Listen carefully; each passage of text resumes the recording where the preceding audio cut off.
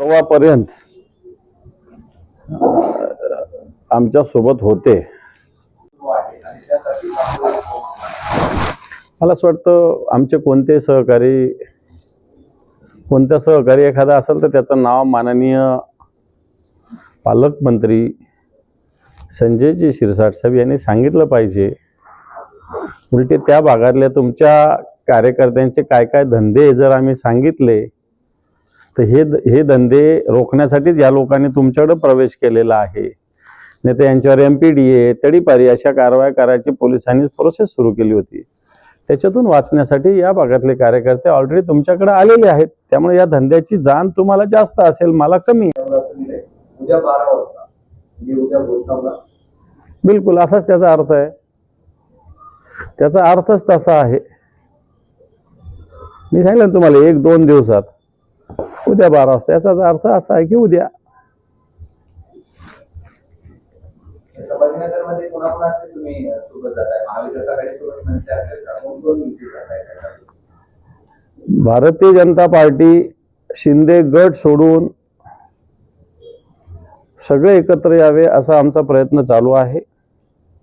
आणि निश्चित सगळे मिळून ही निवडणूक आम्ही लढू आणि जिंकू, दोन्ही करू. नाही, हे लोक नाही. MIMचा आमचा तर काही संबंधच येत नाही. MIM बरोबर कोणाचीच तयारी नाही, कोणा जायचं काही कारणच नाही आहे. अजितदादांचा पक्ष इथं 2-4 वाडापुरता आहे तसा पाहायला गेला तर. या संभाजीनगर 2-4 वाडापुरता नाही, 2-4 माणसांपुरता आहे.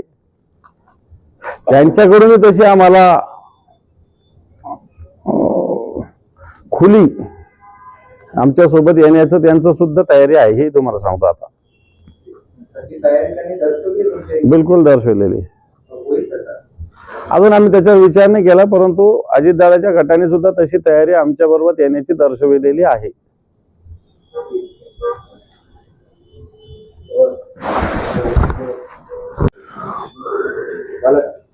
विचारू तुलाच लागला नाही.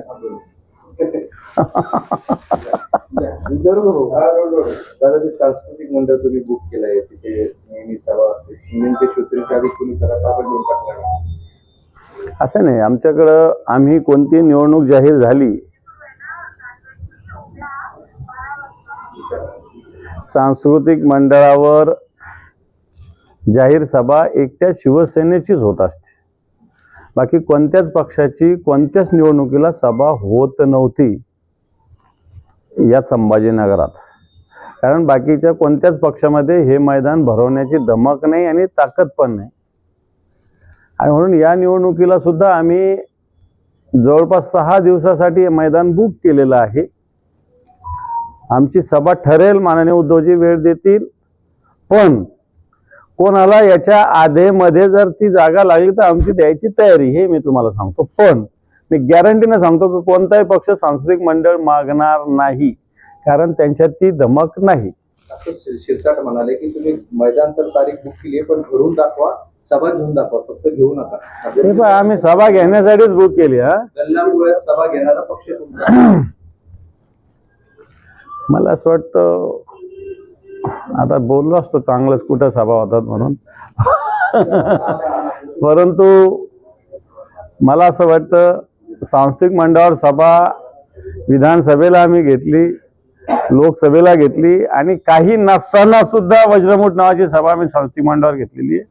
आणि सांस्कृतिक मंडळावर आमची सभा होईल, विराट सभा होईल. शिरसाटांना नम्रपणे एक सहकारी म्हणून की तुम्हालाही सांस्कृतिक मंडळ आम्ही बुक केलेलं आहे, लागत असेल तर आम्ही 1 तारीख आमच्या ह्याच्यातली बुकिंग मधली तुम्हाला देऊ शकतो, तुम्ही तिथे सभा ठेवावी. माझं तुम्हाला खुलं आव्हान आहे. आम्ही 5 ते 11 बुक केलेलं आहे. या मैदानावर उद्धव ठाकरे, राज ठाकरे एकत्र सभा होऊ शकते? मला माहिती नाही, पण उद्धव साहेबांची तारीख आम्हाला जवळपास मिळालेली आहे. 10 जानेवारी ही आमची तारीख ठरलेली आहे. आम्ही 5 ते 11 मैदान बुक केलेलं आहे. उद्धव साहेब 10 तारखेला निश्चित संभाजीनगरात येतील. आणि आणखी एक 26 तारखेला माननीय आदित्यजी ठाकरे साहेब संभाजीनगरात येत आहेत. भव्य अशी मशाल यात्रा आम्ही काढून प्रचाराचा शुभारंभ, संस्थान गणपतीला श्रीफळ वाढवून आम्ही माननीय आदित्य साहेबांच्या उपस्थितीत संभाजीनगर महानगरपालिकेचा नव्हे तर मराठवाड्यातल्या सगळ्या महानगरपालिकेचा श्रीफळ फोडणार आहोत. Okay, thank you. राहू.